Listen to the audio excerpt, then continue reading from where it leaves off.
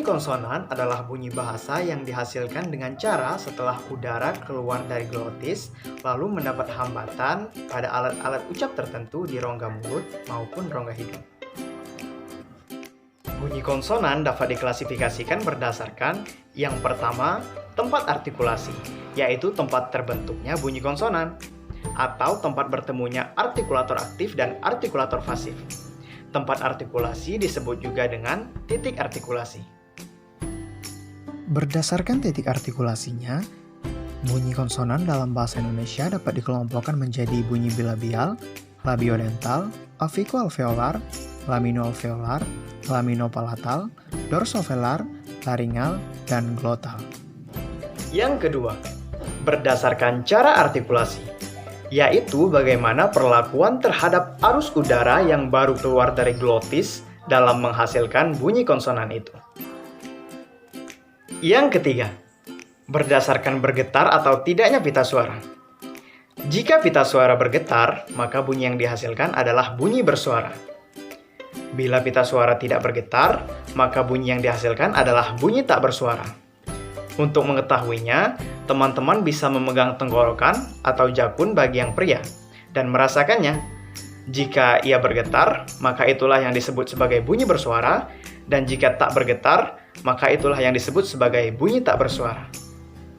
Yang keempat, berdasarkan struktur, yaitu hubungan posisi antara artikulator pasif dan artikulator aktif.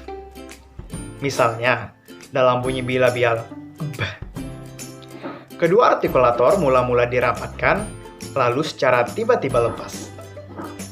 Nah, secara lebih rinci, bunyi-bunyi tersebut akan dipaparkan dan dipraktikkan oleh rekan-rekan saya. Yuk kita simak penjelasannya.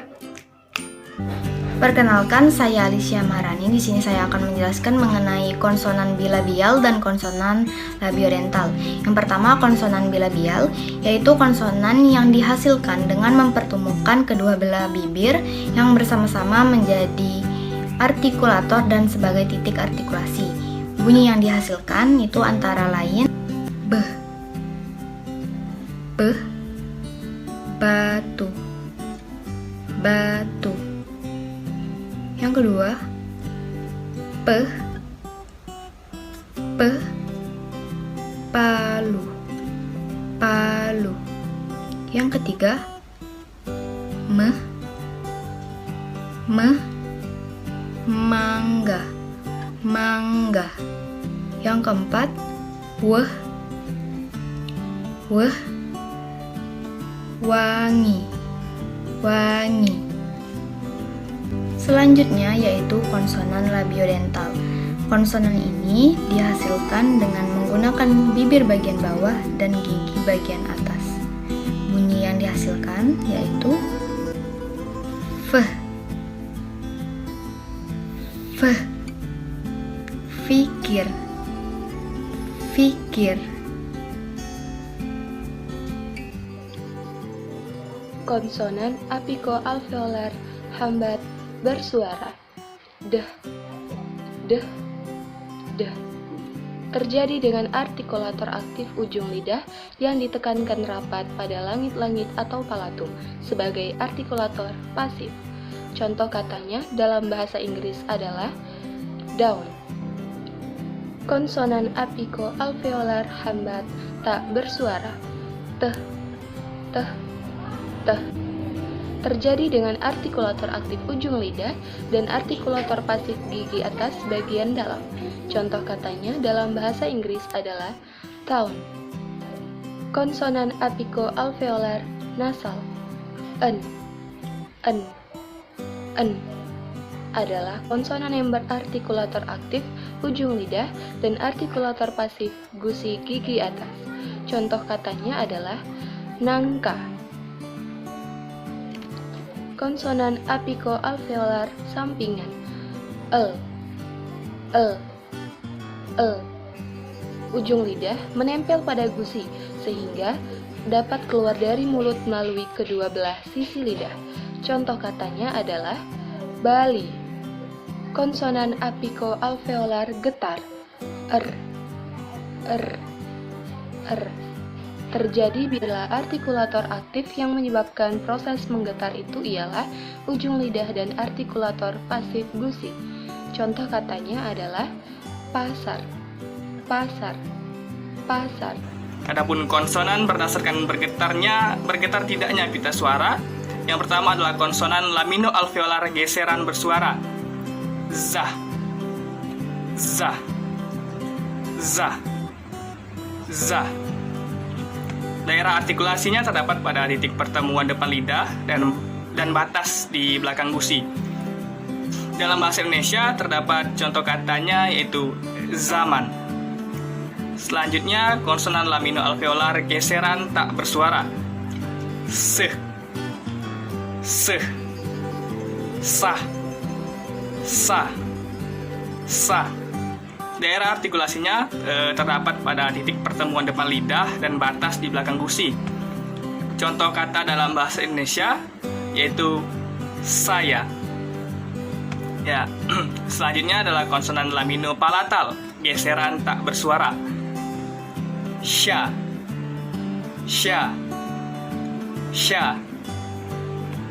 Daerah artikulasinya terdapat pada titik pertemuan lidah dan langit-langit keras. Contoh kata dalam bahasa Indonesia yaitu kata syukur. Dan selanjutnya adalah konsonan lamino-palatal nasal atau sengau. En, en. Daerah artikulasinya terdapat pada titik pertemuan lidah dan langit-langit keras. Konsonan ini terjadi karena udara keluar dari hidung. Oleh karena itu, apabila hidung ditutup, maka konsonan nasal atau sengau ini tidak dapat dilafalkan dengan sempurna. Contoh kata dalam bahasa Indonesia yaitu kata mana. Dan yang terakhir adalah konsonan lamino-palatal paduan bersuara iya, iya, iya. Daerah artikulasinya terdapat pada titik pertemuan lidah dan langit-langit keras. Contoh kata dalam bahasa Indonesia yaitu kata saya, saya, saya. Selanjutnya yaitu yang masuk ke dalam konsonan lamino-palatal yaitu C. C merupakan paduan tak bersuara. Cara pengucapannya yaitu C, C, C. Contoh katanya yaitu baca. Huruf selanjutnya yaitu Y. Y merupakan huruf semivokal. Cara pembacaannya yaitu Y, Y, Y. Berikutnya yaitu konsonan dorsovelar. Konsonan ini merupakan konsonan yang dihasilkan oleh belakang lidah sebagai artikulator dan langit-langit lembut sebagai artikulasi. Contoh huruf dalam konsonan ini yaitu G. G merupakan hambat bersuara. Cara pengucapannya yaitu G, G, G. Contoh katanya yaitu gaya, 3. Huruf selanjutnya yaitu K. K merupakan hambat tak bersuara. Contoh pengucapannya yaitu ke, ke, ke. Contoh katanya yaitu kaca, saku. Dan huruf selanjutnya yaitu N. Cara pengucapannya yaitu en, en, en. En adalah huruf nasal. Contoh katanya yaitu langit, langit, langit. Berikutnya, bunyi ak. Misalnya pada kata akhir. Bunyi ak termasuk bunyi dorsovelar, geseran, dan bunyi bersuara. Selanjutnya bunyi misalnya pada kata basah. Bunyi termasuk bunyi laringal, geseran, dan bunyi bersuara. Nah, yang terakhir ada bunyi e. Misalnya pada kata rakyat. Bunyi e termasuk bunyi glotal dan bunyi hambat.